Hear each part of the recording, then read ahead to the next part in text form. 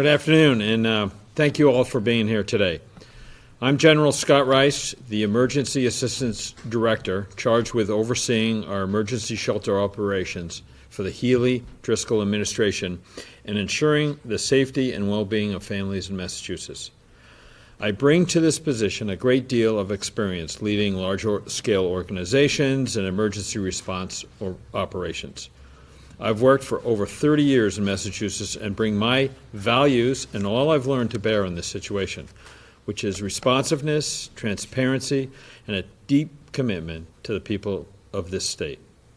In my new role leading this critical mission, I have been engaged with members of the Governor's Incident Command Team, shelter providers, and local officials to get a sense of what their experience and the support they need and how effectively manage this increasing demand and how to effectively manage this increasing demand on our shelter system.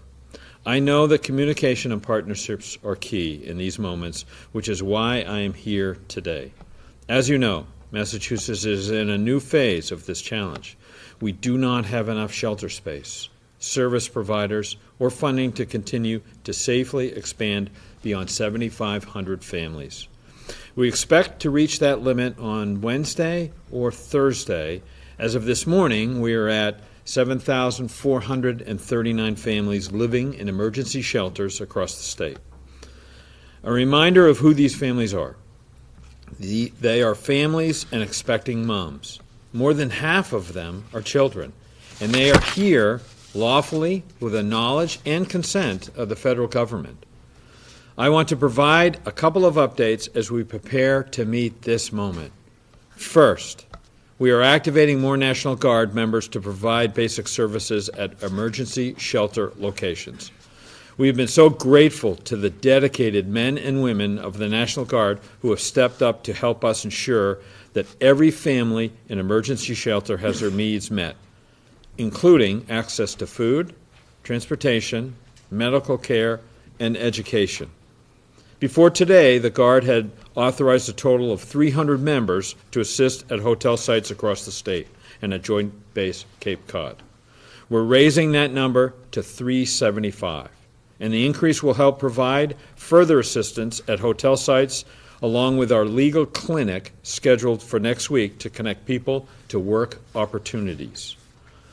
And in order to make sure everyone in our shelter has access to this work authorization clinic, we're going to expand these services beyond next week to schedule another clinic the week of November 27th after Thanksgiving. Second, the governor has stressed the critical need for speeding up workforce authorizations to help migrants support their families and exit the shelter system. Shelter residents want to work. Our businesses want to employ them. I'm glad to report that Labor and Workforce Development Secretary Lauren Jones and her team at MassHire have made great progress in this front. In the last few weeks, nearly 300 people in our shelter system have enrolled in MassHire and participated in work readiness services and workshops. Many have already been connected with employers. MassHire has also identified companies with dozens of open job orders that can hire new arrivals and get them to work. I'll get into some examples to showcase some of these successes. MassHire North Central has set up a tour of Catania Oils, a food oil plant in Air, in hopes to hire work-authorized individuals. MassHire North Central also worked with Mount Wachusett Community College to set up new ESL classes and more than 30 shelter residents attending. MassHire on the North Shore recently held career workshops for over 120 people. On the South Shore, MassHire connected people to employment at Dunkin' Donuts, Market Baskets, Walmarts, and Cisco food distributors. The MassHire Franklin, Hampshire Career Center placed employees at Yankee Candle and Cooley Dickinson Hospital in Northampton. As more people are assessed and achieve work authorizations, MassHire will connect them with employers looking for hiring skilled labor or enrolling them in ESOL and other training programs. In our partnerships with Commonwealth Corporation Foundation, individuals who are pending work authorizations will be matched with businesses to offer on-the-job training experiences. Our incredible Massachusetts employers, if you're interested in working with us and can hire or train individuals with limited English, please contact them at this email address, lwdbusinessinfo@mass.gov. That's lwdbusinessinfo@mass.gov. Third, our teams are also prepared to support families who may end up on the waiting list in a variety of ways.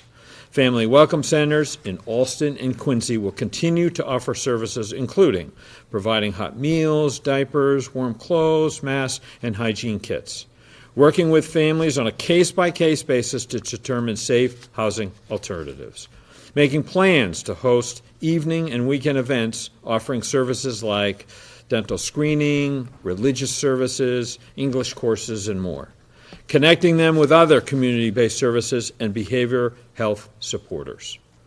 I want to personally thank our Family Welcome Centers, nonprofit organizations, and all those volunteers who have stepped up in this time of great need. We could not do this without them and all of us working together. The Governor's Executive Office of Health and Human Services, led by Secretary Walsh, will also continue to work to connect homeless families with immediate support.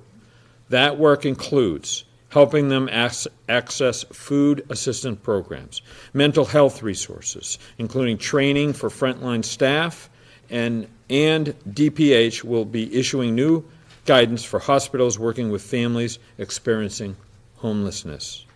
And lastly, we know the winter is coming, and we share deeply the concern about families being left out in the cold. That's why I'm here to announce new steps we're taking to ensure safety and well-being of families. With a critical need for a safety net on the top of our mind, we are announcing that we are partnering with the United Way of Massachusetts Bay to provide $5 million to create a program with grant funding for community-based organizations, faith-based groups, and community partners to operationalize short-term overnight shelter for families with no alternative option. In fact, we have Bob Giannino, who's CEO of the United Way, here with us today as part of the program. The program will be administered by the United Way and will provide eligible families and pregnant individuals on the wait list without a safe sleeping arrangement. Once the grant application is up later this week, we hope that community-based organizations will take deep advantage of this financial assistance available to them to offer temporary shelter for our shelter system. And of course, as the state puts these new supports in place, we continue to ask the federal government to act to address the federal issues, to include the need for large-scale overflow sites for families. In closing, my top priority, first and foremost, will always be the safety and well-being of families and the people of Massachusetts, and all of us together to meet this challenge of working on this situation in the future.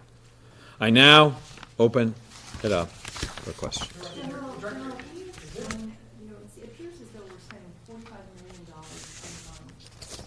help stand up this emergency shelter crisis. How far is $5 million going to go? When working with the United Way, I think it will go a long way. It will, be implemented by the United Way, and it will be focused on helping individuals for short term, for shelters. Go a long way. Are you talking weeks? I don't know, and so as we develop the program, we'll get into that more, and we can get back to you with more information. Is the fund already seeded with $5 million? Who's providing that? This is federal dollars that we're using. From what fund or? That is just, as far as I know, it's a federal program that we've moved money into this to help with this with United Way for the grants. General, when the cap is hit, the number takes to 7,500, and your next family arrives, is there a script that's being given to providers besides they're going to go on a wait list? Yes, there's information we'll give them about what the community partners are doing, the United Way, program that we're implementing, and details like that. And then the immediate need, too, of supplies that they need, as I talked about, things like, food and diapers and whatnot. And since, this program is being rolled out and this cap can be hit as soon as tomorrow, where are those people going to go right away, as soon as they arrive for housing? Well, we're providing them with, a list of opportunities, advocacy groups, and in particular, back to the United Way and how they're working with the, community partners to implement this program. But in connection, you're connected to this problem, so you see it most closely. You probably have best answer the question, what will these people end up doing? Would they likely be on the street? Would they likely be in unsafe situations that would be considered? Where will these people go from your experience? So we have a number of community partners that are really stepping up at this time to join with us. That this is not just a state problem for a state funding and state program. It's all of us together are getting after this. And I see So are you saying someone's going to be able to help them, or whether there are. waiting list? We will put them on the waiting list for our system, and then they will be getting help from our community partners to include, the program I with the think you United. said they wouldn't even be up till at earliest, the end of the week, that money would be offered to places. They'd have to then set it up. There's obviously going to be days when that's not going to be here yet. Well, we do have Your a. experience, where will these people be? We have a number of community partners that are stepping up now in the short term and as we move into the United Way program. But General, we've seen people have to take up shelter at Logan. We've seen people take up shelter in emergency rooms. Is that what's going to happen now, realistically? Frankly, what I'm thinking and I'm hoping and I'm looking towards is we have positive indication that we have a lot of community partners that will help us with this. That have the capacity to help? Yes. Last question. How many overflow sites are you expecting will be created through this grant program? And is the state separately setting up mass overflow sites? I say that question again. How many overflow sites are you expected that will be created through this grant program? And is the state separately setting up overflow sites? I don't know how many, and that, frankly, is up to the United Way. And I defer to the United Way as they find partners, and it takes both sides. The community steps up and asks United Way for, to help with a grant. So that's the moving part. So I really appreciate it, and I thank you very much. That was the last question. And I really appreciate it. Thank you.